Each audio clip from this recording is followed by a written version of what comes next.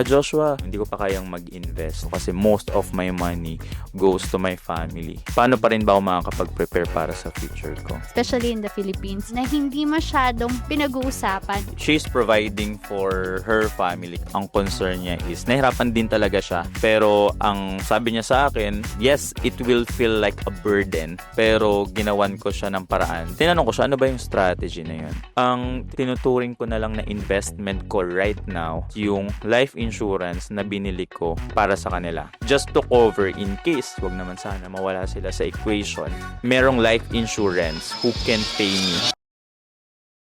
Hi guys, welcome to our channel. And here with me again is my beautiful wife, Marnie. And today, pag-usapan natin, meron kasi mga nagtatanong or concerns sa atin, no?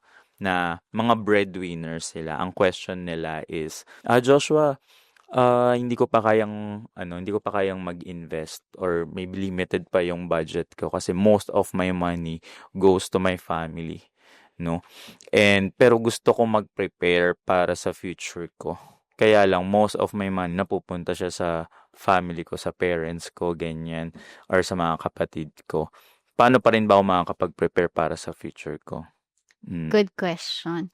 Yeah, and we feel for those people na concern yung parents nila. Alam mo yun, nandun yung gusto ko pa rin makapag-prepare for the future. And I think at some point, it's every one of us naman, di ba? Especially in the Philippines, na we know yung culture natin, we want to break the cycle. Mm-hmm. And yun naman yung maganda, di ba? With our generation, na mas naging aware tayo. And nandun yung mind natin na, ayoko na ng ganito. I still want to prepare for our future. Habang ito, reality ko, nang provide ako sa parents ko. So, sige. It's an interesting, I think we're gonna share something interesting. Yep. Actually, It's unpopular. It's something na kailangan ng madaming disclaimer.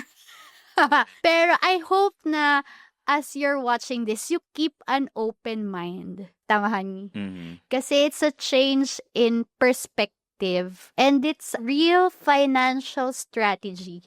Mm-hmm. Yeah, na hindi masyadong pinag-uusapan. Or siguro, kapag pinanood mo to, ayan, habang pinapanood mo to, mag-earphones ka. Huwag mo parinig sa parents mo. Mm-hmm. Sige, Yon, ready Yup. na ba kayo? Okay. So, itong episode na to, parang nagkaroon lang tayo ng idea kasi nalaman natin siya dun sa boss natin kay one of our mentors. One of our mentors, no, na Yes. she's providing for her family kasi, for parents, no, and one of her parents is already sick, nagkapaaral din siya ng mga kapatid, and ang concern niya is, nahirapan din talaga siya na mag-allocate ng big amount of money para sana sa future niya and sa future family niya, no? Yeah. Pero ang sabi niya sa akin, no, right now, okay lang kasi yes, it will feel like a burden, no? Maburden ako, pero ginawan ko siya ng paraan so that hindi siya magiging burden sa akin kapag nagbibigay ako, no?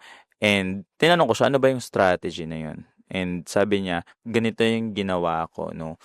For a very long time, I've been providing for them, no? And kinumpute ko gaano kalaki yung money na pinrovide ko in the past, sabihin natin 15 years or 10 years sa kanila. And then, every month ko nag-provide siya ng 10,000 per month. That's 120,000 in a year times 15 years. 120,000 times 15 years.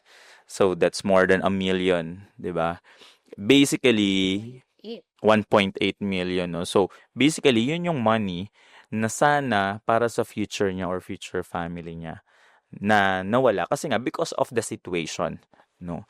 Sabi niya, ang tinuturing ko na lang na investment ko right now is yung life insurance na binili ko para sa kanila, no? Kinuha ko para sa parents niya. So, kinuha ko ng life insurance yung parents ko ng worth, sabihin natin. Hindi ko alam exactly kung gaano kalaki, maybe 2 million or 1 million, no? Just to cover in case, no? While I'm providing for them, in case, wag naman sana mawala sila sa equation, merong life insurance who can pay me, doon sa mga provision na binibigay ko sa kanila so that I can focus then on myself if that happens.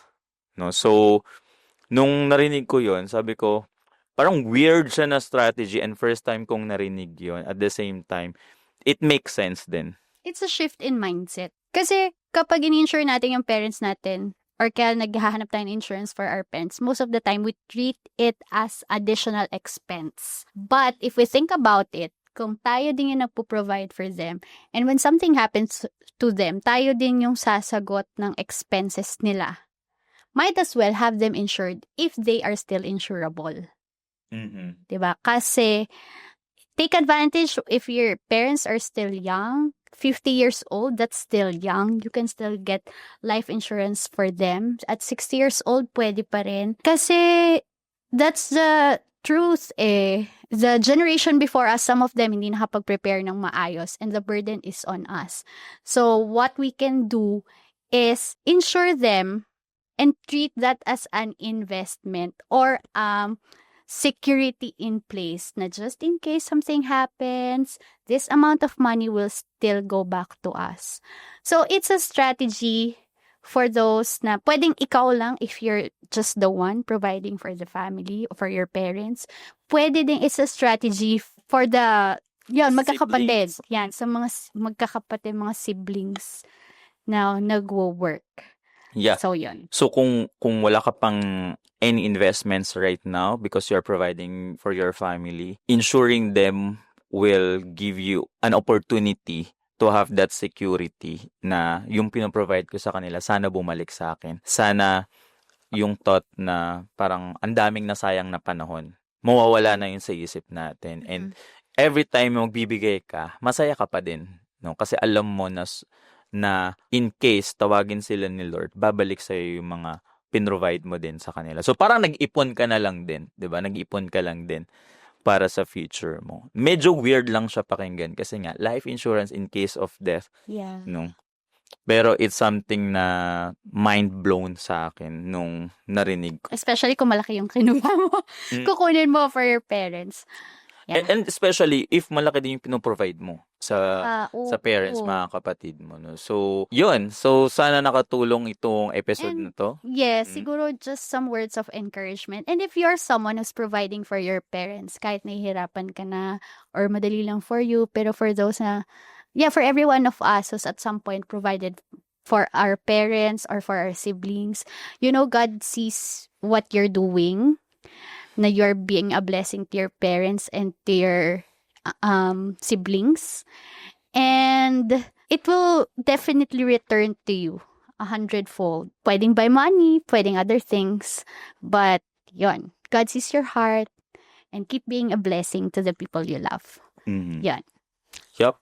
So, sana natulungan namin kayo and I hope nakapagbigay kami ng ideas para masecure nyo pa rin yung future nyo while you're still providing to your family. So, with that, thank you. I'm Josh and I'm Marnie. If you need help, just send us a message. ingat!